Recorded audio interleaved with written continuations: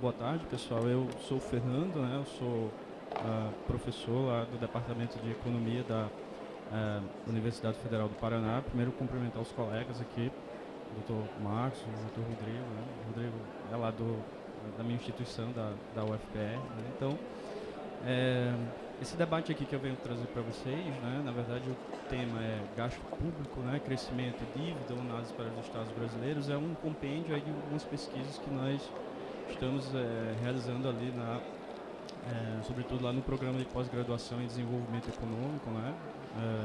Sou professor também desse programa lá na UFPR, no setor de ciências sociais aplicadas. Então, na verdade, não é uma pesquisa, uma única pesquisa, né? É um compêndio aí de resultados de algumas teses de doutorado e alguns artigos que já foram publicados aí nesses dois últimos anos.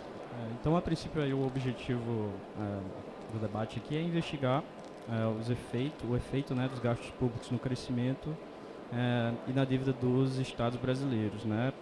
Antes de mostrar a agenda, tentar justificar um pouco aí o objetivo do trabalho, basicamente os resultados que eu venho trazer aí para vocês restringe-se basicamente às despesas com investimento e às despesas com pessoal, né? E por que a princípio essas despesas?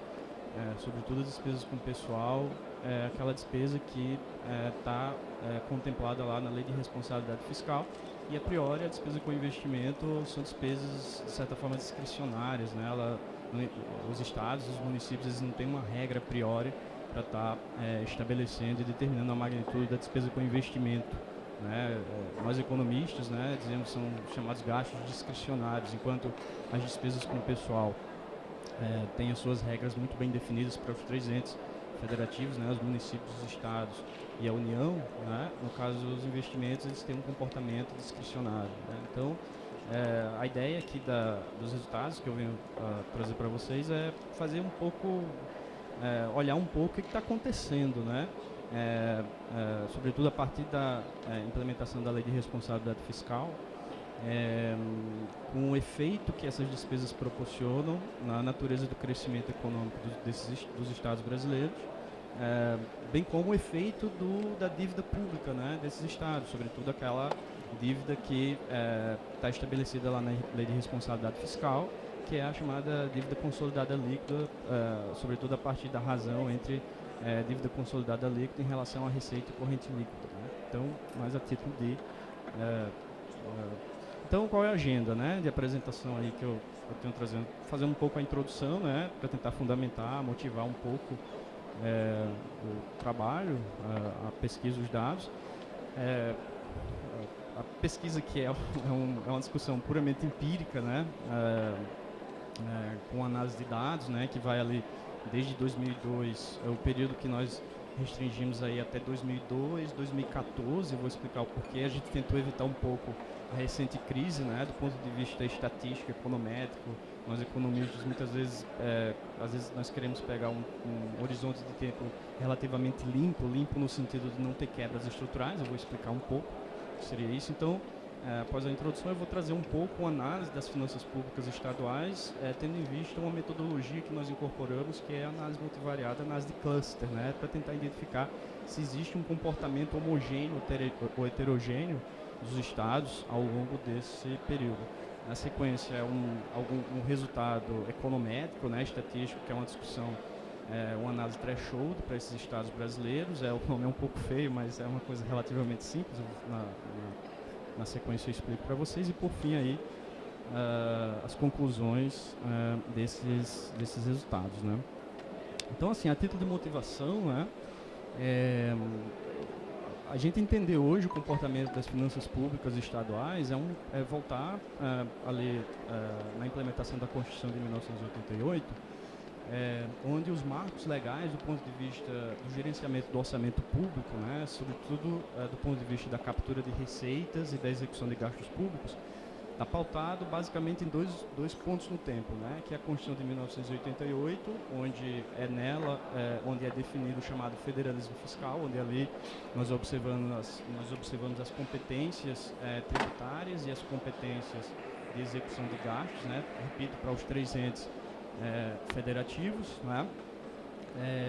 E ali da década de 90, né, início dos anos 2000, sobretudo ali em 2002, a implementação lá da lei de responsabilidade fiscal, né, onde o principal objetivo, se não o principal objetivo da LRF é tentar gerar um comportamento homogêneo, né, do ponto de vista da implementação de algumas regras fiscais explícitas, sobretudo em relação à razão despesa com pessoal em relação à receita, razão despesa com pessoal em relação à receita corrente líquida e a própria dívida consolidada líquida em relação à receita corrente líquida, né? Para nós economistas, né, assim, a gente sempre costuma dizer que a lei de responsabilidade fiscal ela tem uma interpretação, o contador interpreta muitas vezes a lei de responsabilidade fiscal de uma forma, o administrador público interpreta a lei de responsabilidade fiscal de uma forma e o economista, a priori, tem a sua interpretação a respeito da lei de responsabilidade fiscal. Eu sou um pesquisador, eu sou um professor de macroeconomia e economia do setor público e a percepção e a leitura que eu faço, né, da lei de responsabilidade fiscal, que a lei em si, ela vem no bojo ali da necessidade de uma política de execução e implementação de uma política macroeconômica, é o chamado tripé de política macroeconômica, né, que é originário ali por conta do sufocamento das políticas macroeconômicas implementadas lá do Plano Real. É bem sabido ali, se nós voltarmos ali no final da década de 90, o que acontece, né, com a política macroeconômica brasileira, não é? Tendo em vista o fim ali do uso da chamada política cambial de câmbio semifixo, né? A chamada política macroeconômica de controle e estabilidade de preços, ela se sufoca até pela insuficiência de reservas internacionais e ali em junho de 1999 o Banco Central brasileiro implementa ali o chamado regime de metas de inflação, que basicamente contempla outras duas implementações de políticas macroeconômicas, né, que é a necessidade de imposição de uma taxa de câmbio flexível, o próprio regime monetário do tipo metas de inflação e também a necessidade de se impor responsabilidade fiscal, que nós só iremos observar ali no início de 2002 com a institucionalização da Lei de Responsabilidade Fiscal. Então, do ponto de vista macroeconômico, né, a Lei de Responsabilidade Fiscal vem como um braço de uma política macroeconômica maior, né, que seja câmbio flexível, meta de inflação e responsabilidade fiscal. Então, qual o impacto, né, dessa política macroeconômica de responsabilidade fiscal para os entes subnacionais, né? Tendo em vista que a Lei de Responsabilidade Fiscal tem esse objetivo de homogeneizar o comportamento dos orçamentos públicos municipais e estaduais, né? E aí a gente está falando que um estado como São Paulo, a priori, o estado mais rico do país, tem suas regras fiscais iguais a estados que têm baixa capacidade de arrecadação tributária, como os estados aqui do Nordeste, alguns estados do Norte do país. Então, a Lei de Responsabilidade Fiscal ela tem esse objetivo de induzir os orçamentos estaduais e municipais também a uma espécie de convergência em relação às suas regras fiscais e execução de algumas variáveis, sobretudo em relação às despesas com o pessoal, né, que está muito bem explícito, as regras implementadas, institucionalizadas com a LRF, e também a própria dívida consolidada líquida. Então, para os economistas, né, sobretudo os macroeconomistas como eu, a Lei de Responsabilidade Fiscal, ela, claro, além de preservar e fazer uma tentativa de convergência do comportamento desses orçamentos públicos dos entes subnacionais, ela vem exatamente nesse bojo, nessa necessidade de você implementar uma política macroeconômica, né, tendo em vista a necessidade de você preservar aí o equilíbrio inflacionário ou a tentativa de você fazer com que a taxa de inflação permaneça estável, tendo em vista os ganhos obtidos ali com o Plano Real. Tá? Então, né, o que a gente está... Então, desde a Constituição aí de 88, né, com a estrutura federativa fiscal e as regras fiscais desenhadas pela LRF, observa de forma recorrente processos de renegociação das dívidas estaduais entre a União e Estados, né? É isso que a gente observa, né? Então, a pergunta que a gente sempre está fazendo é essa: olha, você tem uma lei de responsabilidade fiscal ali que foi instituída, implementada em 2002, e o que se observa desde 1996, né, o estado de São Paulo foi o primeiro estado ali na segunda metade da década de 90 a pedir socorro ao Tesouro Nacional, e aí abriu-se um precedente para outros entes subnacionais irem até o Tesouro Nacional e fazer as chamadas renegociações das dívidas. Então, ao longo, sobretudo de implementação da Lei de Responsabilidade Fiscal, isso também é muito factível de ser observado, né? Mesmo com uma regra que a priori é muito rígida, né?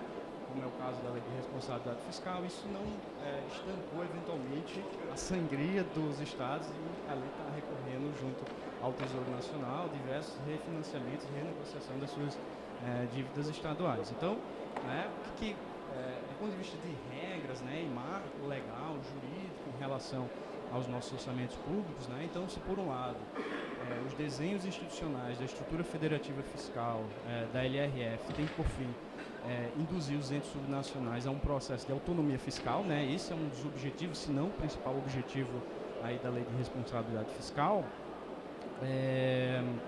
de outro tal aparato, né, legal, não consegue estancar as crises fiscais observadas nos diversos estados brasileiros.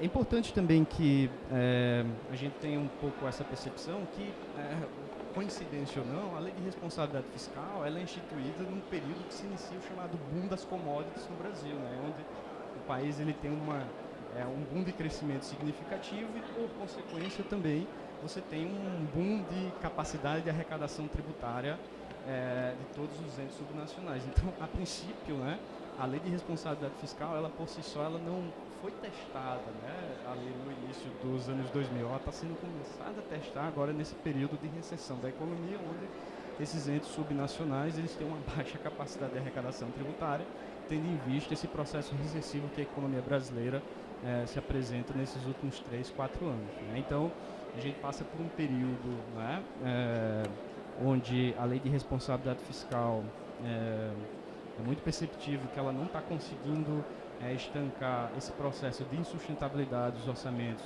sobretudo dos estados, né? Então, o cenário, né, o problema de pesquisa, né, quais os efeitos, tendo em vista esse cenário, né, caracterizado aí pela institucionalização ali do Pacto Federativo em 1988, né, onde aqui, ali no Pacto Federativo, nós temos muito bem claro a definição das capacidades de execução tributária e execução de gastos dos entes subnacionais, bem como a implementação da Lei de Responsabilidade Fiscal em 2002, tendo em vista, repito, o bojo aí de um processo macroeconômico e a necessidade de implementação de uma política fiscal relativamente rígida, né, para conter exatamente a expansão dos gastos públicos, né? Então, quais os efeitos produzidos pelo federalismo fiscal e pelas regras fiscais nas finanças públicas estaduais, né? Tendo em vista o pressuposto que nós temos esses dois marcos jurídicos e institucionais que, eventualmente, nós conseguimos aí entender o processo e a execução dos orçamentos públicos nesses entes subnacionais. Então, trago de volta, né, o objetivo da investigação aí, que é investigar o efeito dos gastos públicos no crescimento e nas dívidas dos estados brasileiros, tendo em vista esses dois desenhos institucionais. Né? Aí já indo aí para a parte que o economista gosta, né, o economista empírico, então eu trago aí sendo bem sintético também, né? Então eu trago aí uma análise de cluster, né? Que é cluster, assim, análise de agrupamento, para quem não é familiar, né, com a parte estatística, análise de cluster para as finanças públicas estaduais. Então o que a gente fez lá? O período que nós estamos aí contemplando é o período que vai de 2000 a 2012, né? Então os dados que foram contemplados aí nesse tratamento de dados é um período, repito, de 2000 a 2012. Então quais foram as variáveis que nós introduzimos aí, né? Primeiro é a relação fundo de participação dos estados em relação à receita corrente líquida, e a ideia de contemplar na análise essa relação na FPE receita para tentar identificar uma espécie de parâmetro para identificar o grau de comprometimento ou o grau de dependência que esses entes subnacionais têm em relação à União. Né? Então, qual o pressuposto? Né? É um indicador que vai de 0 a 1, então a ideia é que quanto mais próximo a 1, ou quanto maior for essa relação FPE, receita corrente líquida, maior o grau de dependência das receitas dos estados em relação às transferências intergovernamentais advindas lá do fundo de participação dos estados. Né? Qual foi o outro parâmetro, né? A letra B, despesa com investimento em relação à despesa com pessoal. Tendo em vista que, sei lá, alguns estados aí, se somarmos aí as despesas com pessoal com as despesas com investimento, alguns estados representam aí 70% de todos os seus gastos, né? Então, a forma como eu capturo a relação despesa com investimento em relação à despesa com pessoal é uma boa, de certa forma, é uma boa medida para eu entender quais são as escolhas de gastos que, eventualmente, esses entes subnacionais eles estão executando, né? Então, quanto maior for essa relação, maior é a proporcionalidade da despesa com investimento em relação à despesa com pessoal, né? Na sequência, a letra C, né, o outro parâmetro, é a dívida consolidada líquida em relação à receita corrente líquida, que é um dos parâmetros lá contemplados pela lei de responsabilidade fiscal. Então, o que nós fizemos, né? Pegamos os dados de todos os entes subnacionais, de todos os estados, no período de 2000 a 2002, e fizemos uma média ao longo de todos esses dados para tentar entender o que o cluster vai me dizer. Será que existe um comportamento de agrupamento? Ou seja, o que eu estou perguntando para essa metodologia, para esse cluster, né? Olha, dados esses três parâmetros, dados essas três variáveis, será que existe um processo de homogeneidade ou de grupos entre estados, né?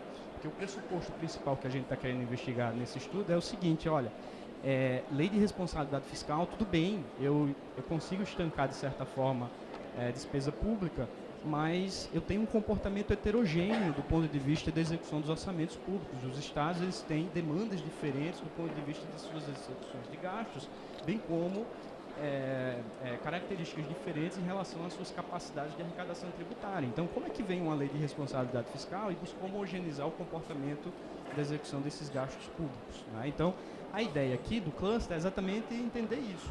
A partir desses três parâmetros, eu quero saber se realmente é válida essa minha hipótese de que existe uma espécie de característica heterogênea entre todos os estados da federação, né? Então, aí o que o cluster me deu, né? Assim, aí tem um monte de resultado empírico, né, que eu vou trazer aqui, não é o objetivo, mas o que o cluster me deu?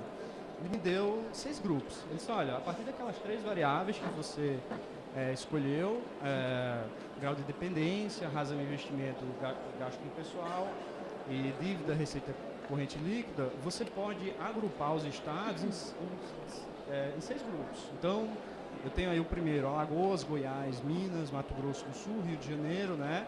Eles se comportam, o nível de comportamento daqueles parâmetros, eles se comportam de certa forma homogêneo, né?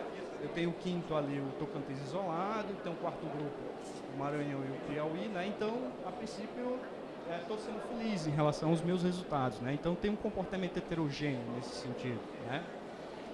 Aí, o que fizemos depois, né? Então, peguei aquelas 3 variáveis e tentei entender, será que existe alguma variável que eu posso, que é muito homogênea, que não sejam aquelas 3, né? Então, quando eu pego o gasto corrente per capita, né, de cada um desses 6 grupos, ou seja, o que eu fiz? Deixa eu voltar aqui. Né? Fui lá na análise de cluster e aí, para o primeiro grupo, eu calculei a média do gasto corrente per capita para todos esses estados em cada grupo. Aí, o que ele está me dando? Ele está me dando isso aqui, ó. O primeiro grupo...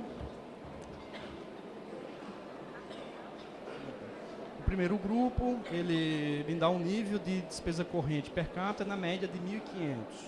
O segundo grupo, um pouco menos, e assim vai, né? Aí essa informação ela foi importante para quê? Para mim, né? Eu disse, olha, então eu tenho um parâmetro a priori, que é uma variável que a princípio ela me permite condensar o que está acontecendo com esses diferentes estados para cada tipo de cluster, para cada tipo de agrupamento. Aí, o que foi que eu fiz aí, né? Peguei na base ali de cada um desses 4 gráficos, né? O que eu tenho aqui? Eu tenho a dispersão entre variáveis fiscais selecionadas para os estados brasileiros também, sempre levando em consideração a média no período de 2000 a 2012. Então, o que eu fiz ali, né? Então, eu tenho 4 gráficos e nesses 4 gráficos, sempre a base, né, o eixo horizontal, é o gasto corrente per capita. E aí, para cada um desses 4 gráficos, eu fiz uma relação do gasto corrente per capita para outras variáveis. Então, o primeiro gráfico lá, né, eu tenho o pessoal sobre a receita corrente líquida. O segundo, né, aqui, o investimento sobre a receita corrente líquida. O FPE sobre a receita corrente líquida. E o último aí, a dívida consolidada sobre a receita corrente líquida. Então, o que eu tenho ali? Fui lá estatisticamente e observei que ele não tem um comportamento linear, né? Ou seja, quando eu vou ali para o primeiro gráfico, quando você aumenta o gasto corrente per capita, o que acontece com a despesa com o pessoal? Ela aumenta ou diminui? Uma análise de correlação simples, né? Então, o gráfico está me dizendo o seguinte, pelo comportamento não linear, até o ponto ali, sei lá, entre 1.500 e 2.000, a tendência é que quanto maior o gasto corrente per capita, maior a despesa com o pessoal em relação à receita corrente líquida. Após esse ponto, o que acontece? Eu tenho um efeito de queda da despesa com o pessoal em relação à receita corrente líquida. Por que eu estou fazendo isso? Porque eu estou tentando corroborar o efeito e a hipótese de que, olha, existe um comportamento não linear, heterogêneo. A ideia de não linearidade é análogo à ideia de heterogeneidade. Então, assim, se eu tivesse um comportamento linear, então eu estaria pressupondo o seguinte, não, então a lei de responsabilidade fiscal, ela é bacana, porque quando eu aumento o gasto corrente per capita, a tendência é que, na média, todos os estados, eles aumentam sua despesa com o pessoal em relação à receita corrente líquida. O que, nesse caso aqui, não é verdade. Né? O que ela está me trazendo? Olha, até um ponto de quebra, né, que na literatura empírica a gente chama chamado threshold, né, que é aquele nome um pouco estranho que eu falei no início. Então, qual é o meu threshold aí? O meu threshold é esse gasto corrente per capita que está quebrando essa tendência de linearidade. Né? Então, o que eu estou trazendo nessa análise de cluster? Indícios para eu fazer um teste para verificar o efeito que as despesas, tanto com investimento como despesa com o pessoal, geram tanto no crescimento econômico dos estados quanto na dívida consolidada, que não é homogêneo. Eu estou conseguindo identificar comportamentos heterogêneos na alocação de algumas variáveis fiscais desses entes subnacionais. Vamos tentar acelerar isso aqui. Então, enfim, os principais resultados são esses de não linearidade. Né? Então, a princípio, eu não tenho um comportamento homogêneo na execução de gastos quando eu estou correlacionando esses parâmetros com o meu gasto corrente per capita. Aí é só a título de ilustração, né? Eu trago, a princípio, aí 2 mapas do Brasil. O primeiro mapa, quem são os estados com o primeiro gráfico aqui, né? O primeiro mapa aqui, ele traz a relação do gasto corrente per capita. Então, a área cinza aqui, né, os estados em cinza são estados que eu consegui, no cálculo lá, são estados com baixo gasto corrente per capita, enquanto o preto são estados com alto gasto corrente per capita. Repito, sempre na média da lei do período entre 2000 e 2012. O segundo mapa, né, ele traz aí o quanto de fundo de participação dos estados, né, na distribuição do fundo de participação dos estados, cada um desses estados tem. Então, os estados em cinza são aqueles estados que recebem a maior parte, a maior quantia, a maior fatia do fundo de participação dos estados, ou seja, são aqueles estados que, a princípio, teriam um maior grau de dependência orçamentária em relação às transferências advindas lá da União. Né? Então, na sequência, né, já indo para os finalmente, o que a gente está trazendo aí? É a chamada análise threshold. Eu vou fazer agora um trabalho empírico mais sofisticado, né, porque a análise de cluster, a princípio, é uma análise mais de análise descritiva de dados, para a gente meio que fazer uma garimpagem do ponto de vista da execução e alocação desses gastos. Então, a ideia aí é fazer uma análise threshold. Nós, economistas, utilizamos muito a análise de dados em painel, que é a tentativa de você capturar um efeito temporal com efeitos fixos. Né? Então, basicamente, o efeito threshold é para capturar um grau de não linearidade, tendo em vista a necessidade observada ali na análise de agrupamento. O que ele está trazendo aí, né? Assim, sendo mais bem pragmático, né? Tem 2 parâmetros ali que para mim é muito importante, né? A título de resumo dos resultados, o que eu trago aí? É um modelo em painel, onde eu estou tentando estabelecer uma relação entre dívida e despesa com investimento. Então, o que eu estou perguntando para o modelo? Qual o efeito do investimento sobre a dívida dos estados? Ele tem um comportamento homogêneo ou ele tem um comportamento heterogêneo? Aí o resultado do modelo, que é estatisticamente significante, né? Não vou aqui explicar resultados econométricos, então ele está me dizendo, olha, comportamento heterogêneo. Então o threshold ali lá em cima, né, tem aquele valor 1.073, né, aquele é o gasto corrente per capita, onde você tem um threshold. Então o que o teu threshold está me dizendo? Estados onde você tem um gasto corrente per capita acima de 1.073, o efeito da despesa com investimento sobre a dívida consolidada, ele é negativo. É aquele dado que está ali, ó, menos 1,76. Ou seja, um aumento de 1% na despesa com investimento gera uma redução a priori na dívida dos estados em menos 0,1%, né? Tendo em vista N outras variáveis que geram efeito sobre a dívida. Enquanto estados com baixo nível de gasto corrente per capita, aí o baixo seria o abaixo de 1.073, ele tem um efeito positivo sobre a dívida, ou seja, um aumento de 1% na despesa com investimento gera um aumento na dívida consolidada dos estados em cerca de 1,16%. Então, corroborando aí a hipótese aí de heterogeneidade no comportamento. Aqui foi um resultado também para análise de crescimento. Aqui a regressão, né? Já indo para os finalmente aí. A análise de regressão, ela me deu aí uma relação entre crescimento. O que eu estou testando aqui nesse modelo? Qual o efeito da alocação das despesas com investimento pessoal sobre o crescimento dos estados, que foi heterogêneo também. Aí qual a hipótese que está sendo colocada aqui? Olha, estados, se vocês observarem, né, o dado lá em cima, o threshold de 0,48, ele está me dizendo o seguinte: estados que têm aquela relação FPE, receita corrente líquida, acima de 0,48, então esses estados, quando aumentam a sua despesa com investimento, geram um efeito negativo sobre o crescimento. Então é um gasto ruim, é um gasto que está gerando decrescimento econômico. Enquanto estados com um baixo nível de dependência, ou seja, um FPE abaixo de 0,48, ele está me dando um gasto bom, que é aumenta o investimento, aumenta o crescimento econômico, ou seja, tem um comportamento heterogêneo em relação à execução de gastos, né? Então a conclusão é essa, né? Nós conseguimos corroborar aí uma espécie de heterogeneidade, né? Ou seja, a pergunta que a pesquisa está fazendo é se o federalismo fiscal, o que o federalismo fiscal e a lei de responsabilidade fiscal está produzindo em relação à alocação de gastos e os efeitos que essas alocações provocam frente ao crescimento econômico e à dívida dos estados.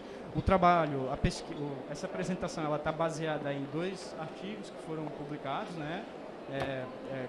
Eu e um outro pesquisador lá do Paraná, o Luiz Leduziak. O Luiz é professor lá da PUC Paraná, né? Foi meu orientando de doutorado, né?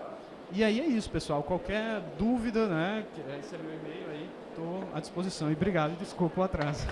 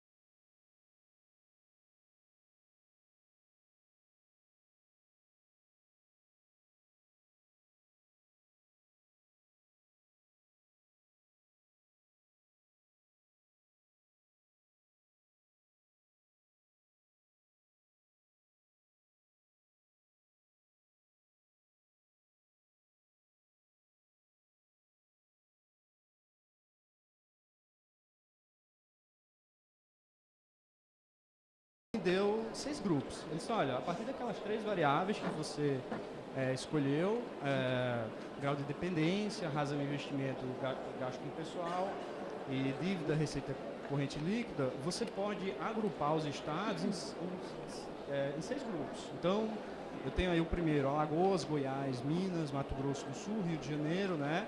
Eles se comportam, o nível e o comportamento daqueles parâmetros, eles se comportam de certa forma homogêneo, né? Eu tenho o quinto ali, o Tocantins isolado, então o quarto grupo, o Maranhão e o Piauí, né? Então, a princípio, estou sendo feliz em relação aos meus resultados, né? Então, tem um comportamento heterogêneo nesse sentido, né?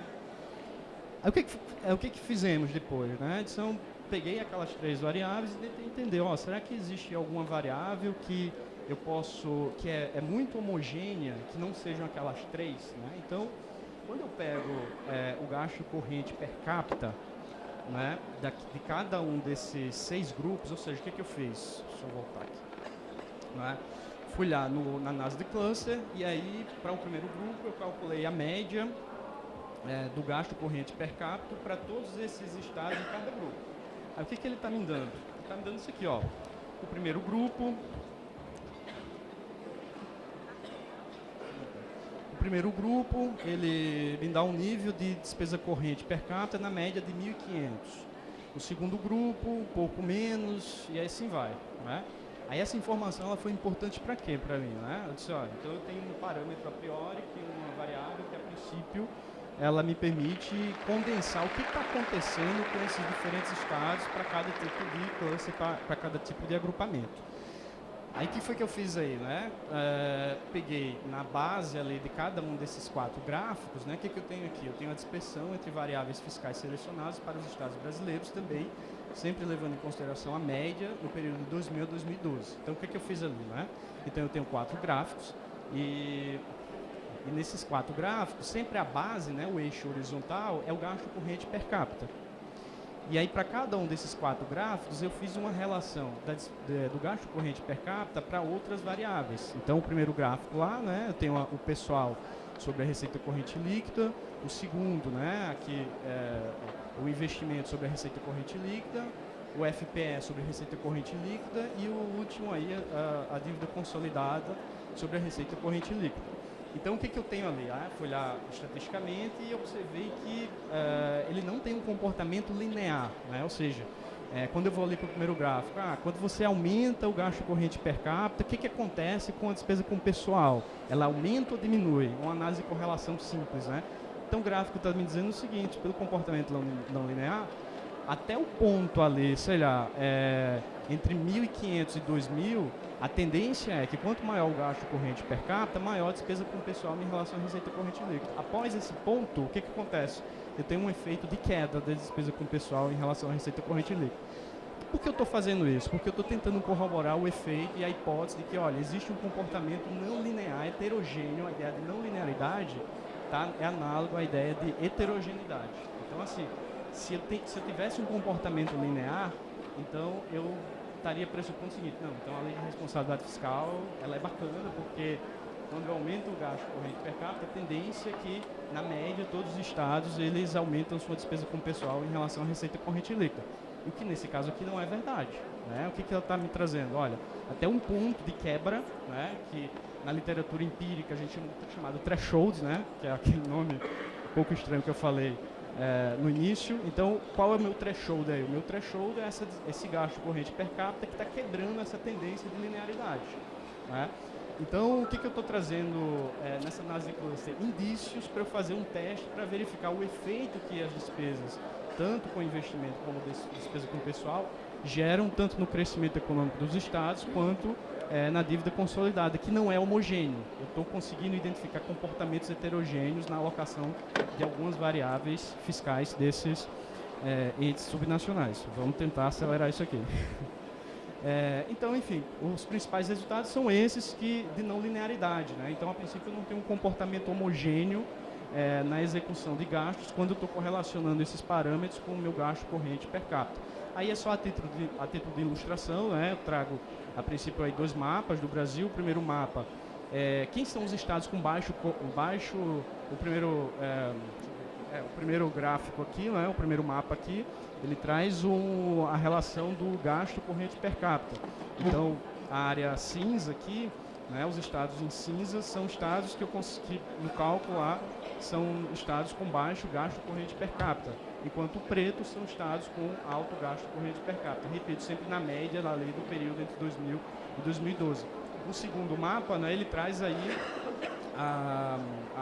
o quanto de fundo de participação dos estados, né, na distribuição do fundo de participação dos estados, cada um desses estados tem. Então, os estados em cinza são aqueles estados que recebem a maior parte, a maior quantia, a maior fatia do fundo de participação dos estados, ou seja, são aqueles estados que a princípio teriam um maior grau de dependência orçamentária em relação às transferências advindas lá da União, né? Então, na sequência, né, já indo para os finalmente, o que a gente está trazendo aí? É a chamada análise threshold. Eu vou fazer agora um trabalho empírico mais sofisticado, né, porque a análise de cluster, a princípio, é uma análise mais de análise descritiva de dados, para a gente meio que fazer uma garimpagem do ponto de vista da execução e alocação desses gastos. Então, a ideia aí é fazer uma análise threshold. Nós, economistas, utilizamos muito a análise de dados em painel, que é a tentativa de você capturar um efeito temporal com efeitos fixos, né? Então, basicamente, o efeito threshold é para capturar um grau de não linearidade, tendo em vista a necessidade observada ali na análise de agrupamento. O que ele está trazendo aí, né? Assim, sendo mais bem pragmático, né?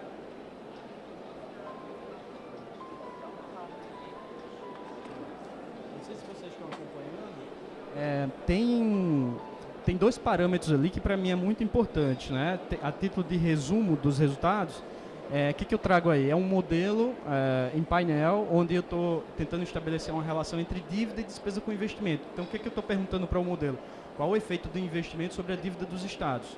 Ele tem um comportamento homogêneo ou ele tem um comportamento heterogêneo? Aí o resultado do modelo, que é estatisticamente significante, né? Não vou aqui explicar resultados econométricos, então ele está dizendo, olha, comportamento heterogêneo. Então o threshold ali lá em cima, né, tem aquele valor 1073, né, aquele é o gasto corrente per capita, onde você tem um threshold. Então o que o teu threshold está me dizendo? Estados onde você tem um gasto corrente per capita acima de 1073, o efeito da despesa com investimento sobre a dívida consolidada, ele é negativo. É aquele dado que está ali, ó, menos 1,76. Ou seja, um aumento de 1% na despesa com investimento gera uma redução a priori na dívida dos estados em menos 0,1%. Né? Tendo em vista N outras variáveis que geram efeito sobre a dívida. Enquanto estados com baixo nível de gasto corrente per capita, aí o baixo seria o abaixo de 1073, ele tem um efeito positivo sobre a dívida. Ou seja, um aumento de 1% na despesa com investimento gera um aumento na dívida consolidada dos estados em cerca de 1,16%. Então, corroborando aí a hipótese aí de heterogeneidade no comportamento. Aqui foi um resultado também para análise de crescimento. Aqui a regressão, né? Já indo para os finalmente aí. A análise de regressão, ela me deu aí uma relação entre crescimento. O que eu estou testando aqui nesse modelo? Qual o efeito da alocação das despesas com investimento pessoal sobre o crescimento dos estados, que foi heterogêneo também.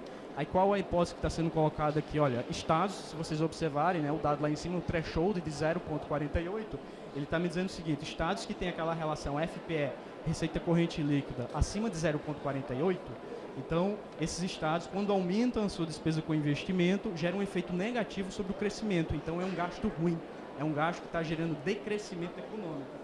Enquanto estados com um baixo nível de dependência, ou seja, um FPE abaixo de 0,48, ele está me dando um gasto bom, que é aumenta o investimento, aumenta o crescimento econômico, ou seja, tem um comportamento heterogêneo em relação à execução de gastos, né? Então a conclusão é essa, né? Nós conseguimos corroborar aí uma espécie de heterogeneidade, né? Ou seja, a pergunta que a pesquisa está fazendo é se o federalismo fiscal, o que o federalismo fiscal e a lei de responsabilidade fiscal está produzindo em relação à alocação de gastos e os efeitos que essas alocações provocam frente ao crescimento econômico e à dívida dos estados. O trabalho, essa apresentação, ela está baseada em 2 artigos que foram publicados, né? eu e um outro pesquisador lá do Paraná, o Luiz Leduziak. O Luiz é professor lá da PUC Paraná, né? Foi meu orientando de doutorado, né? E aí é isso, pessoal. Qualquer dúvida, né? Esse é meu e-mail aí, estou à disposição. E obrigado, desculpa o atraso.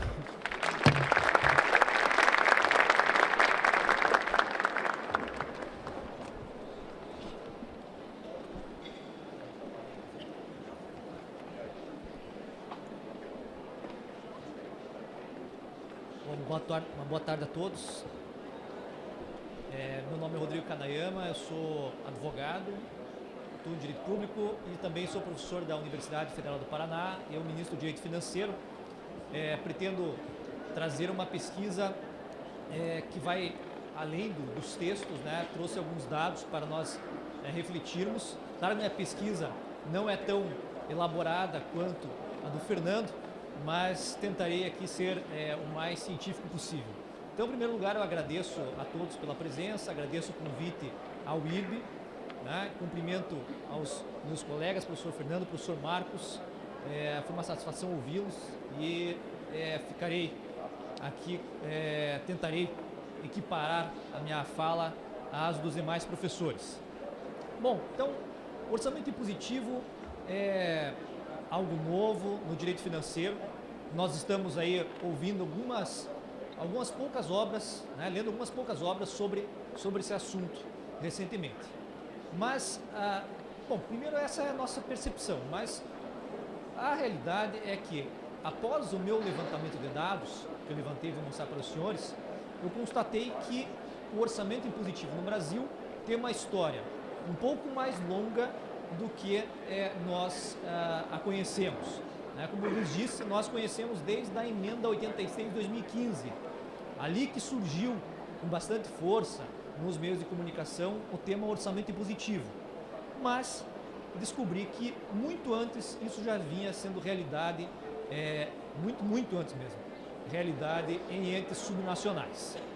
Bom, separei aqui didaticamente em alguns pontos. Eu vou tratar, primeiramente, o orçamento público como um jogo de poder. Nós veremos o orçamento público, então, como um momento em que os poderes digladiam entre si para obtenção de recursos, para que eles possam se apropriar dos recursos e utilizar esses recursos para suas finalidades. Então, vamos tratar o orçamento público como um campo em que se digladia por recursos. Vou também trazer aqui a classificação das despesas públicas. Como que eu vou classificar para, então, definir o marco para dizer a vocês o que é o orçamento impositivo. Vou falar um pouco da história do orçamento impositivo no Brasil, a partir da emenda 85, então, na verdade, retrocedendo no tempo. Depois, falarei das emendas impositivas e analisarei as constituições estaduais e as leis orgânicas das capitais. Antecipo que eu fiz o levantamento de dados, li todas as constituições estaduais e li todas as leis orgânicas das capitais. Então, para fazer esse levantamento, eu trouxe para os senhores, eu demorei aproximadamente uma semana para ler tudo e classificar os dados e trouxe aqui uma pesquisa inédita minha que depois vai ser complementada com mais dados. E por último, farei algumas reflexões. Então, orçamento como um jogo do poder orçamentário.